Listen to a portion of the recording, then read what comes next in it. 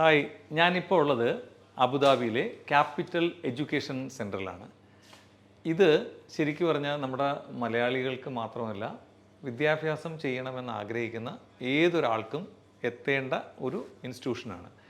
10ാം class നമുക്കറിയാം, പ്രവാസത്തിലെത്തുമ്പോൾ ചിലർക്ക് വിദ്യാഭ്യാസം നേടാൻ കഴിയാത്ത സാഹചര്യത്തിലായിരിക്കും പ്രവാസിയായിട്ട് എത്തിപ്പെടുത്തുക.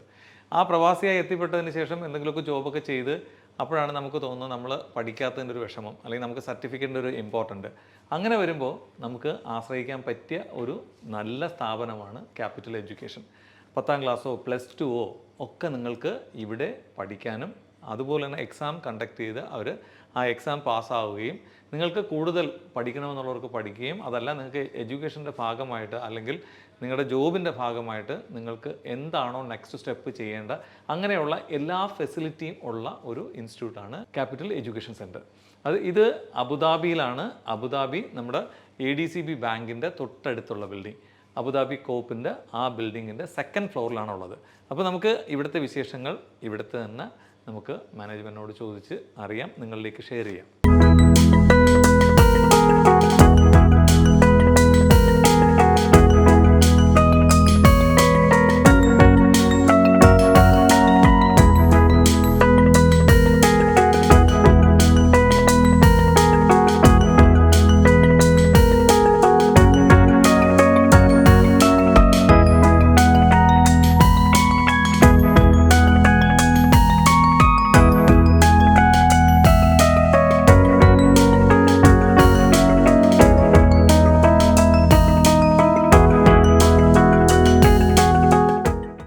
നമസ്കാരം.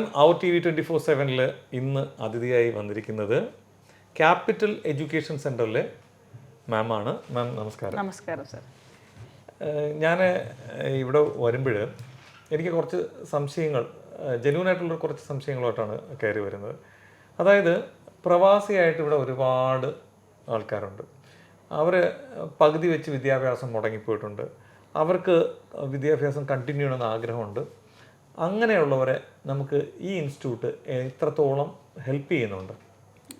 സർ, ഞങ്ങളിപ്പോൾ പ്രൊവൈഡ് ചെയ്യുന്നത് നമ്മുടെ സെൻട്രൽ ഗവൺമെൻറ് ബോർഡായ National Institute of Open Schooling ആണ്.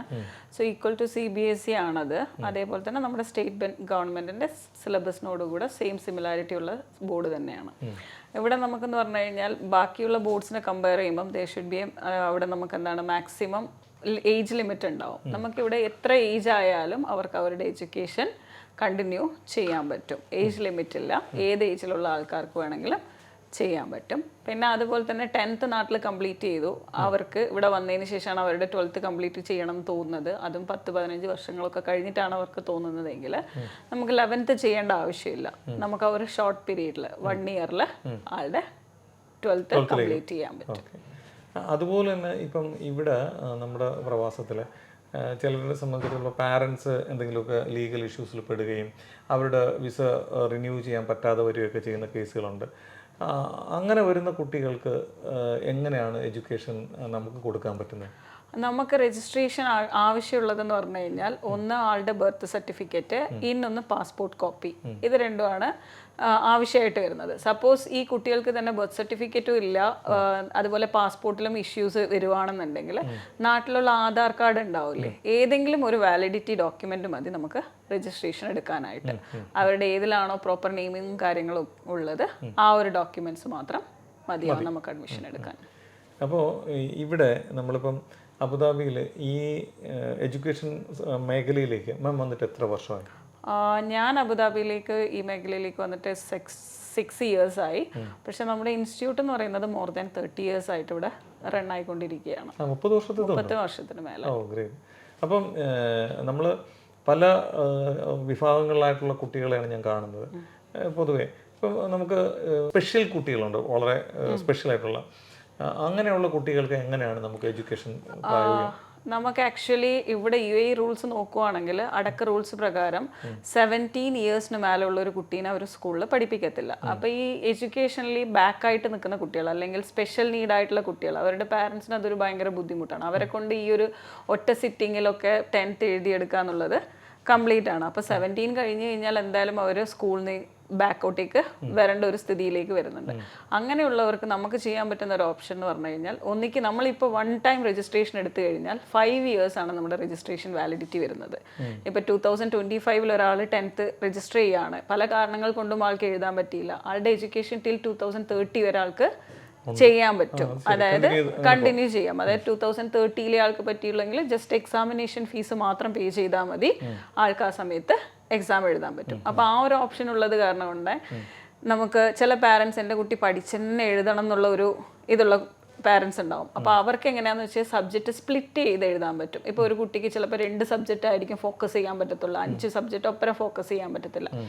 അപ്പോൾ കുട്ടി തന്നെ എഴുതണം എന്ന് ഫീൽ ചെയ്യുന്ന ആൾക്കാർക്ക് സബ്ജക്റ്റ് ഇങ്ങനെ 2 സ്പ്ലിറ്റ് ചെയ്തിട്ട് ഒരു 1.5 വർഷം കൊണ്ടൊക്കെ നമുക്ക് 10th കംപ്ലീറ്റ് ചെയ്യാൻ പറ്റും. കാരണം 1 ടൈം രജിസ്ട്രേഷൻ 5 year വാലിഡിറ്റി ആയത് കാരണം തന്നെ ഇവർ എഴുതാൻ പോകുന്ന ആ ഒരു 2 സബ്ജക്റ്റിൻ്റെ മാത്രം ഫീസ് പേ ചെയ്താൽ മതി. ഫസ്റ്റ് ഇയർ ഫീ ഫ്രീ ആണ്, അതായത് രജിസ്ട്രേഷനിൽ തന്നെ ഇൻക്ലൂഡ് ആകും.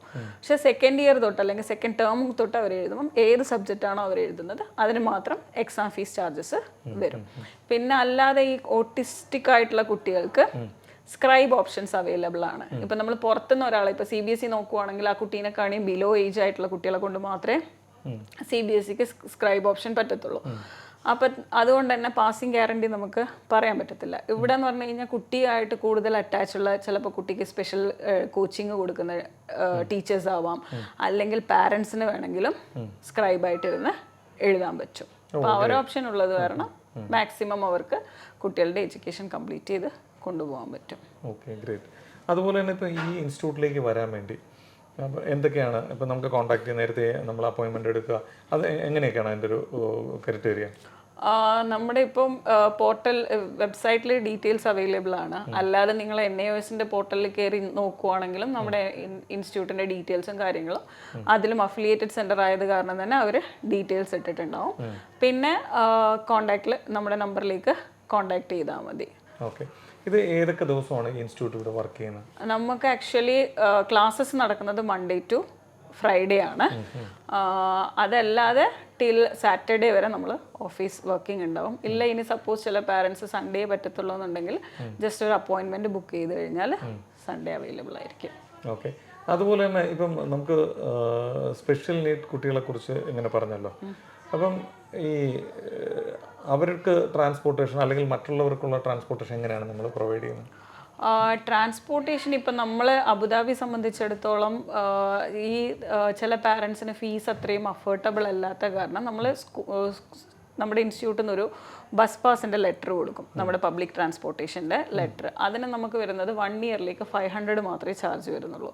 അപ്പം മാക്സിമം കുട്ടികൾ ഈ ലെറ്റർ കൊണ്ടുപോയിട്ട് ട്രാൻസ്പോർട്ടേഷൻ അവർ പബ്ലിക് ട്രാൻസ്പോർട്ടേഷനാണ് യൂസ് ചെയ്യുന്നത്. എവറി 15 മിനിറ്റ്സിന് പബ്ലിക് ട്രാൻസ്പോർട്ടേഷൻ അവൈലബിൾ ആണ് അബുദാബി സംബന്ധിച്ചിടത്തോളം. പിന്നെ സ്കൂളിൻ്റെ ട്രാൻസ്പോർട്ടേഷൻ്റെ അത്ര നീഡ് വരുന്നില്ല. നമുക്ക് അതും ഉണ്ട്, സ്കൂളും ഉണ്ട്. പക്ഷെ മാക്സിമം എല്ലാവരും അഡോപ്റ്റ് ചെയ്യുന്നത് പബ്ലിക് ട്രാൻസ്പോർട്ടേഷൻ ആണ്.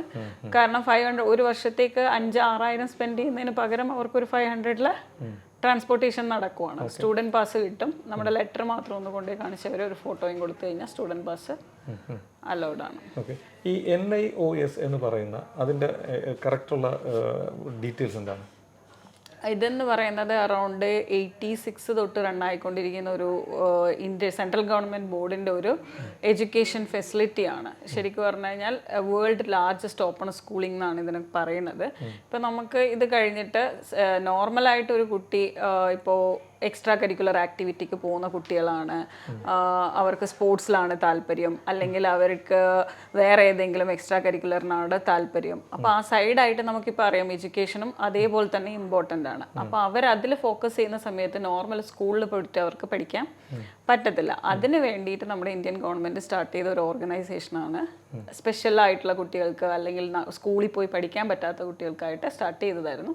പക്ഷേ ഇപ്പോൾ എല്ലാവരും ഇത് അറിഞ്ഞു തുടങ്ങി മാക്സിമം ആൾക്കാർ യൂട്ടിലൈസ് ചെയ്യുന്നുണ്ട്. അതായത് അവർക്ക് അവരുടേതായ ബിസിനസ് അല്ലെങ്കിൽ സൈഡിലുള്ള ഓപ്ഷനും നോക്കാം, അതിൻ്റെ കൂടെ തന്നെ കരിയറും അവർക്ക് ഡെവലപ്പ് ചെയ്ത് കൊണ്ടുപോകാൻ പറ്റും. അതുപോലെ ഇപ്പോൾ നമുക്ക് സ്കൂളിൽ പഠിക്കുമ്പോൾ സ്കൂളിൽ കുറേ എക്സ്ട്രാ ആക്ടിവിറ്റീസ് ഉണ്ടല്ലോ, അപ്പം ആ ആക്ടിവിറ്റീസിനെ എങ്ങനെയാണ് ഇവിടെ നമുക്ക് കോമ്പൻസേറ്റ് ചെയ്യാൻ പറ്റുന്നത്? നമ്മൾ ആക്ച്വലി സ്കൂളിൽ എന്തൊക്കെ ആക്ടിവിറ്റീസ് കൊടുക്കുന്നുണ്ടോ സെയിം അതേപോലെ തന്നെ ഫ്രഷേഴ്സ് ഡേ പ്രോഗ്രാം അല്ലെങ്കിൽ ഫെയർവെൽ പ്രോഗ്രാംസ്, പിന്നെ സ്പോർട്സ് ഡേ, ആനുവൽ ഡേ, ഇതുപോലെയുള്ള എല്ലാ ആക്ടിവിറ്റീസും പ്രോഗ്രാംസും സ്കൂളിൽ എങ്ങനെ നടക്കുന്നു അതുപോലെ തന്നെ നമ്മളുടെ ലിമിറ്റിൽ വെച്ചിട്ട് നമുക്ക് ഉള്ള കുട്ടികളെ വെച്ച് നമ്മൾ നല്ല രീതിയിൽ തന്നെ ചെയ്തു കൊണ്ടുപോകുന്നുണ്ട്. ഇപ്പം ഇപ്പം അബുദാബിയിൽ നിന്നല്ല, ഇപ്പം വേറെ ഏതെങ്കിലും ഭാഗത്തുള്ളവർക്ക് അവർക്ക് എഡ്യൂക്കേഷൻ വേണം, ഇപ്പം UAE-യിലല്ല, ഇപ്പം അബുദാബി എന്ന് പറയുന്നത് അജ്മാനോ ദുബൈയോ അല്ല, GCC കൺട്രിയിലോ അല്ലെങ്കിൽ ലോകത്തിൻ്റെ വേറെ ഏതെങ്കിലും ഭാഗത്തുള്ളവർക്ക് ഓൺലൈനിൽ നമ്മുടെ ഇൻസ്റ്റിറ്റ്യൂട്ടുമായിട്ട് ഇത് ചെയ്തിട്ട് അവർക്കും എക്സാം എഴുതണമെന്ന് ആഗ്രഹിച്ചാൽ അല്ലെങ്കിൽ പഠിക്കണമെന്ന് ആഗ്രഹിച്ചാൽ എങ്ങനെയാണ് അവരെ സപ്പോർട്ട് ചെയ്യാൻ പറ്റുന്നത്? ഒന്ന് നമുക്ക് ചെയ്ത് കൊടുക്കാൻ പറ്റുന്നത് അവർക്ക് എക്സാമിന് എന്തായാലും അവർ 5 days പ്രസന്റ് ആയിരിക്കണം. പിന്നെ നമുക്ക് ചെയ്യാൻ പറ്റുന്നതെന്ന് ക്ലാസ്സസും കാര്യങ്ങളൊക്കെ നമുക്ക് കൊടുത്തിട്ട് ഈ പറഞ്ഞ ചിലവരെന്താന്ന് വെച്ച് കഴിഞ്ഞാൽ വിസിറ്റ് എടുത്തിട്ട് വന്നിട്ട് ഇവിടെ നിന്ന് എക്സാം എഴുതിയിട്ട് പോകുന്ന ആൾക്കാരുണ്ട്. ആ ഒരു രീതിയിൽ ചെയ്യാൻ പറ്റും. ഓക്കെ. അപ്പോൾ നമ്മൾ ഇത്തരം കാര്യങ്ങൾ സംസാരിച്ചപ്പം ജെന്യൂനായിട്ട് എനിക്ക് തോന്നുന്നൊരു സംശയമാണ്. അപ്പം ചില കുട്ടികൾ, എല്ലാ കുട്ടികളും നമുക്ക് എല്ലാവർക്കും ഒരുപോലെയാണ്, എന്നാലും എഡ്യൂക്കേഷൻ്റെ കാര്യം വരുമ്പോൾ അവർ അത്ര ബ്രില്യൻ്റ് ആയിരിക്കില്ല, അല്ലെങ്കിൽ അത്രയും ബ്രൈറ്റ് ആയിരിക്കില്ല. അങ്ങനെയുള്ള കുട്ടികളെ എങ്ങനെയാണ് നമുക്ക് കൂടുതൽ കോൺസെൻട്രേഷൻ കൊടുക്കാൻ പറ്റിയത്? നമ്മൾ ആക്ച്വലി ഈ ഒരു ഫീസ് തന്നെ അവർക്ക് എക്സ്ട്രാ അവേഴ്സ് അവരെ ഇരുത്തി സെപ്പറേറ്റ് ആയിട്ട് അവർക്ക് ആവശ്യമായിട്ടുള്ള കോച്ചിങ്ങും ഗൈഡൻസും കൊടുത്തിട്ട് അവർ സപ്പോർട്ട് ചെയ്യുന്നുണ്ട്. മാക്സിമം നമ്മളെ കൊണ്ട് പറ്റുന്ന രീതിയിലുള്ള സപ്പോർട്ട്സ്. പിന്നെ നമ്മൾ ഈ NIOS സംബന്ധിച്ചിടത്തോളം എക്സ്ട്രാ നിങ്ങൾ ട്യൂഷന് വിട്ട് അങ്ങനെ ഒരു എമൗണ്ട് സ്പെൻഡ് ചെയ്യേണ്ട ആവശ്യം വരുന്നില്ല. കാരണം നമ്മുടെ ടീച്ചേഴ്സ് തന്നെ നല്ല ട്രെയിൻഡ് ടീച്ചേഴ്സാണ്. അവരെന്നെ മാക്സിമം എഫേർട്ട് എടുത്തിട്ട് 2 hours അല്ലെങ്കിൽ 3 hours extra classes, Saturday classes ഒക്കെ കൊടുക്കുന്നുണ്ട്. പിന്നെ ഓൾറെഡി നമ്മുടെ ഇതിൽ നിന്ന് കംപ്ലീറ്റ് ചെയ്ത ആൾക്കാർ ഇപ്പോൾ ജോർജിയയിൽ MBBS പഠിക്കുന്ന 2-3 സ്റ്റുഡൻസ് ഉണ്ട് ഞങ്ങളുടെ. അപ്പോൾ നമുക്ക് ഈ നോർമൽ എഡ്യൂക്കേഷന്റെ കറക്റ്റ് അതേ ഫോർമാലിറ്റി തന്നെ. ഇവിടെ 12th പാസ്സായ കുട്ടികൾ ജോർജിയയിൽ പോകുന്നത്. ഇപ്പൊ ലാസ്റ്റ് ഇയർ ഞങ്ങളുടെ കുട്ടികൾ ഇപ്പൊ 12th റിസൾട്ട് പബ്ലിഷ് ആയതേ ഉള്ളൂ. ഒരാൾക്ക് ജപ്പാനിലെ നല്ലൊരു യൂണിവേഴ്സിറ്റിയിൽ അഡ്മിഷൻ കിട്ടിയിട്ടുണ്ട്. അവർക്ക് വേണ്ട സപ്പോർട്ട്, സ്ക്രിപ്റ്റ് കാര്യങ്ങൾ, പിന്നെ ലെറ്ററിന് സബ്മിറ്റ് ചെയ്യുന്നത് നമ്മുടെ ഇൻസ്റ്റിറ്റ്യൂട്ട് ത്രൂ അവർക്ക് ഇത് ചെയ്യാൻ പറ്റത്തുള്ളൂ. അപ്പം നിങ്ങൾ ഏത് യൂണിവേഴ്സിറ്റിയാണോ അവർ ചൂസ് ചെയ്യുന്നത് അതിനുശേഷമുള്ള സപ്പോർട്ട് നമ്മളെ ഭാഗത്തു നിന്ന് വേണമെന്നുണ്ടെങ്കിൽ ഫ്രീ ഓഫ് കോസ്റ്റിലെല്ലാം നമ്മൾ ചെയ്തു കൊടുക്കുന്നുണ്ട്. പിന്നെ അത് കഴിഞ്ഞിട്ട് US LLB പഠിക്കുന്ന ആൾക്കാരുണ്ട്, MBBS പഠിക്കുന്ന ആൾക്കാരുണ്ട്. നമ്മുടെ നാട്ടിൽ അണ്ണാ യൂണിവേഴ്സിറ്റിയിൽ എഞ്ചിനീയറിംഗ് കഴിഞ്ഞ് ഇപ്പോൾ ഇവിടെ പിന്നെ ആർക്കിടെക്ചർ കഴിഞ്ഞിട്ട് സിവിലിൽ വർക്ക് ചെയ്യുന്ന കുട്ടികളുണ്ട്. ഇപ്പം ലാസ്റ്റ് ഇയർ നീറ്റ് എക്സാം എഴുതിയിട്ട് തമിഴ്നാട് യൂണിവേഴ്സിറ്റിയിൽ കിട്ടിയ കുട്ടികളുണ്ട്. അതായത് CBSE പഠിക്കുമ്പോൾ എന്ന് പറഞ്ഞു കഴിഞ്ഞാൽ പഠിപ്പും ഈ പറഞ്ഞ പോലെ JEE അല്ലെങ്കിൽ നീറ്റ് അവർക്ക് ഫോക്കസ് ചെയ്യാൻ പറ്റത്തില്ല. 2 സൈഡും പ്രഷറാണ്. അപ്പം അങ്ങനെയുള്ള കുട്ടികൾക്ക് കുറച്ചും കൂടെ ബെറ്റർ ഓപ്ഷനാണ്. കാരണം പോർഷൻസിലോ അല്ലെങ്കിൽ സിലബസിലോ ഒരു വേരിയേഷൻസും വരുന്നില്ല. സെയിം നമ്മുടെ NCERT സിലബസ് എന്താണോ ഫോളോ ചെയ്യുന്നത് അതേ സിലബസ് തന്നെയാണ് ഇവിടെയും നമ്മൾ ഫോളോ ചെയ്യുന്നത്. അപ്പോൾ അവിടെ സ്കൂൾ ബേർഡൻ എന്ന് പറയുന്നത് ഇവിടെ കുറച്ച് കുറവായിരിക്കും കുട്ടികൾക്ക്. അത് കാരണം തന്നെ ഇവർക്ക് നീറ്റിലേക്ക് ഫോക്കസ് ചെയ്യാൻ പറ്റുന്ന ഒരു ഓപ്ഷൻ ഉണ്ട്. പിന്നെ ഒരു ഓപ്ഷൻ നമുക്ക് വരുന്നതെന്ന് പറഞ്ഞു കഴിഞ്ഞാൽ ഇപ്പോൾ 10th ക്ലാസ് കഴിഞ്ഞപ്പോൾ തന്നെ കുട്ടി ഡിസൈഡ് ചെയ്യുകയാണ് ഞാൻ MBBS-നെ പോകുന്നുള്ളൂ എന്നുള്ളത്. അപ്പോൾ CBSE എന്ന് പറയുമ്പോൾ 11th 12th പഠിച്ചിട്ട് 12th മാത്രമേ അവർക്ക് 5 സബ്ജക്റ്റ് എഴുതാൻ പറ്റത്തുള്ളൂ. നമുക്കിവിടെ എന്ന് പറഞ്ഞു കഴിഞ്ഞാൽ 11th പഠിക്കുമ്പോൾ തന്നെ കുട്ടിക്ക് 4 സബ്ജക്റ്റ് പബ്ലിക് എക്സാമിനേഷനായിട്ട് എഴുതാൻ പറ്റും. അപ്പം 4 സബ്ജക്റ്റ് അവർ 11th കംപ്ലീറ്റ് ആകുമ്പോഴത്തേക്ക് കംപ്ലീറ്റ് ചെയ്യുകയാണ്. 12th ആകുമ്പോൾ ആൾ ഫുള്ള് ഫ്രീ ആണ്. സോ ആൾക്ക് മാക്സിമം ആളുടെ ടൈം നീറ്റിനോ അല്ലെങ്കിൽ JEEക്കോ വേണ്ടിയിട്ട് ഫോക്കസ് ചെയ്യാൻ പറ്റും. ഒരു എക്സാം മാത്രം ആള് ലാസ്റ്റിൽ വന്ന് എഴുതിയാൽ മതി. ഇപ്പോൾ 25ൽ കംപ്ലീറ്റ് ചെയ്തൊരു കുട്ടിയാണെങ്കിൽ 26 ആകുമ്പോഴത്തേക്ക് ആളുടെ 4 സബ്ജക്റ്റ് കംപ്ലീറ്റ് ആവും. 27ൽ അതായത് 27ൻ്റെ ആ ഒരു ഫുൾ ഇയർ ആള് ഫ്രീ ആയിട്ടാണ് അവിടെ ഇരിക്കുന്നത്. അപ്പോൾ അവർക്ക് നീറ്റ് സ്പെഷ്യലായിട്ട് കോച്ചിങ് പോയിട്ട് എക്സാം ഒരു സബ്ജക്റ്റ് മാത്രം വന്ന് എഴുതിയാൽ മതി. അപ്പോൾ നല്ല ഓപ്പർച്യൂണിറ്റിയാണ് അല്ലേ? അതുപോലെ തന്നെ ഈ ഇപ്പോഴത്തെ ഏറ്റവും വലിയ ഒരു ഇതെന്ന് പറഞ്ഞാൽ മാക്സിമം സ്കോർ ചെയ്യുക എന്നുള്ളതാണല്ലോ. അപ്പം എങ്ങനെ അത് നമ്മുടെ ഈ ഒരു സിലബസുമായിട്ട് കമ്പയർ ചെയ്തും അത് എക്സ്പ്ലെയിൻ ചെയ്ത് തരാൻ പറ്റും? പ്രാക്ടിക്കൽ എക്സാം എന്ന് പറയുന്നത് നമ്മുടെ സെൻറ്ററിൽ തന്നെയാണ് നടക്കുന്നത്. അപ്പം നമ്മൾ മാക്സിമം നമ്മുടെ കുട്ടികൾക്ക് ഫുൾ മാർക്ക് കൊടുക്കുക എന്നുള്ളതാണ് നമ്മളുടെ ഒരു ഇത്. ഇപ്പോൾ കുട്ടി വീക്കാണെങ്കിൽ കൂടെ നമ്മൾ മാക്സിമം അവർക്ക് ഫുൾ മാർക്ക് കൊടുത്ത് സപ്പോർട്ട് ചെയ്യും. പിന്നെ അത് മാത്രമല്ല ലാബിൻ്റെ എല്ലാ ഫെസിലിറ്റീസും ലൈക്ക് ഇങ്ങനെയാണ് ചെയ്യേണ്ടതെന്നുള്ള എല്ലാ ഗൈഡൻസും കുട്ടികൾക്ക് കൊടുക്കും. പിന്നെ സബ്ജക്റ്റ് ചൂസ് ചെയ്യുന്ന സമയത്ത് നമ്മൾ ഡേറ്റ എൻട്രി എന്ന് പറഞ്ഞിട്ടൊരു സബ്ജക്റ്റ് ഉണ്ട്. ആ സബ്ജക്റ്റ് എന്ന് പറയുന്നത് ആക്ച്വലി 40 മാർക്കിന് മാത്രമേ കുട്ടികളെ സബ്ജക്റ്റ് എക്സാം എഴുതുന്നുള്ളൂ. ബാക്കി 60 മാർക്ക് എന്ന് പറയുന്നത് പ്രാക്ടിക്കലാണ്. അപ്പോൾ ആ 60-ൽ ഫുൾ മാർക്ക് മാക്സിമം കുട്ടിക്ക് കിട്ടും. മാക്സിമം പോയി കഴിഞ്ഞാൽ 59, 60, 58 ആ ഒരു റേഞ്ചിൽ.